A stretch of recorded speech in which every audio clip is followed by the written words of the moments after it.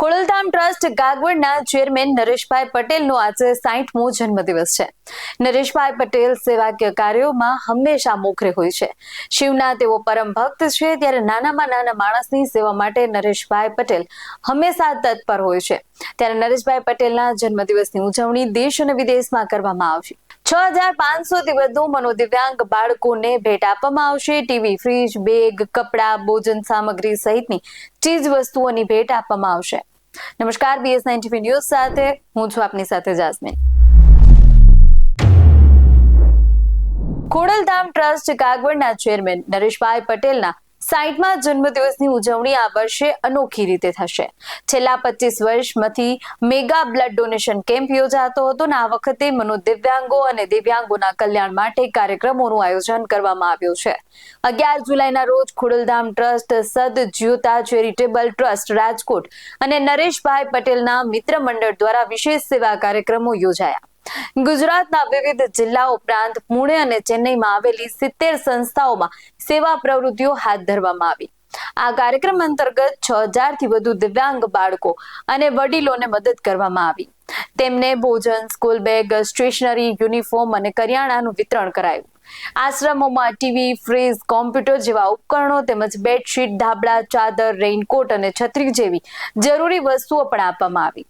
રાજકોટ, અમદાવાદ, ગાંધીનગર, પાટણ, ભરૂચ, ઉપલેટા, જેતપુર, ગોંડલ, જામનગર, અમરેલી, ભાવનગર, જુનાગઢ સહિત ગુજરાતના અનેક જિલ્લાઓમાં ખોડલધામની સ્થાનિક ટીમ આ સેવા કાર્ય કરી. આ રીતે નરેશભાઈ પટેલના જન્મદિવસની સાર્થક ઉજવણી કરવામાં આવી. ખોડલધામ ટ્રસ્ટના ચેરમેન નરેશભાઈ પટેલના જન્મદિવસ નિમિત્તે પત્રકારો દ્વારા તેમને પ્રશ્નો પૂછવામાં આવતા નરેશભાઈ પટેલે રાજકીય ખળભળાટ મુદ્દે નિવેદન આપ્યું છે. ઇટાલિયા અને અમૃત્યાના રાજીનામા આપવા મુદ્દે નિવેદન આપ્યું છે. પ્રજાએ 5 વર્ષ માટે ધારાસભ્ય બનાવ્યા તો પૂરા કરવાની ટકોર કરી છે. મારી પાસે પ્રશ્ન સમાધાન માટે આવશે તો હું નિરાકરણ કરીશ. રાજકારણમાં જોડાવા મુદ્દે મેં 2022માં જ સ્પષ્ટતા કરી કે રાજકારણમાં નહીં જોડાવું. સમાજમાં સારા કામ કરતા લોકોના કામ કરવા દેવા જોઈએ, તેમના કામમાં રોડા ન નાખવા જોઈએ. સોશિયલ મીડિયામાં વિવાદો ન કરી સમાજના કાર્યો કરવા દેવા જોઈએ. વિસાવદરમાં આપની જીત મુદ્દે કહ્યું કે આજે રાજકીય પ્રશ્ન ન કરો તો સારું. ત્યારે નરેશભાઈ પટેલ શું કહી રહ્યા છે, તમામ પ્રશ્નો મુદ્દે ચાલો નજર કરીએ. આજે જન્મદિવસે ઠેર ઠેર કાર્યક્રમો અને આજના દિવસે જે યુવાનો ઉત્સાહ પણ આજે ઓફિશિયલી સિનિયર સિટીઝનમાં પ્રવેશ કરું છું. સતત 25 વર્ષ થયા મારા મિત્રો દ્વારા રક્તદાન કેમ્પો થતા.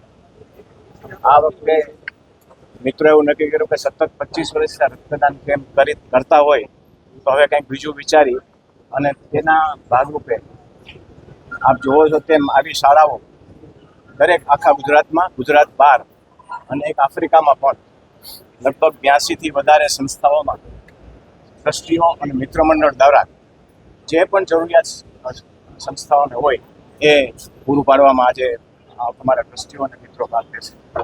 અને ખાસ કરીને આજે મારા જન્મદિવસે આ યુવાનો, મિત્રો, ટ્રસ્ટીશ્રીઓ જે મને હું બતાવે છે બદલ એનો ઋણ ક્યારેય ચૂકવી નહીં શકું. આભાર સાહેબ. આજે સારો દિવસ છે. હંમેશા તમે યુવાનોનું સારું વિચારતા હો છો. જ્યારે યુવાનોને રાજકારણમાં આવવું જોઈએ એવું તમારું નિવેદન હતું, ત્યારે કાંતિ અમૃતિ અને ગોપાલ ઇટાલિયા એકબીજા ઉપર જ્યારે લોકો ઉપર શું અસર થશે? હું એમ કહીશ કે જ્યારે યુવાનોની વાત આવે, દેશની વાત આવે, આપણા સ્ટેટની વાત આવે ત્યારે રાજકારણને પર રાખી કોઈ પણ પાર્ટી પણ તે સાચી વાત હોય સાચી વાત.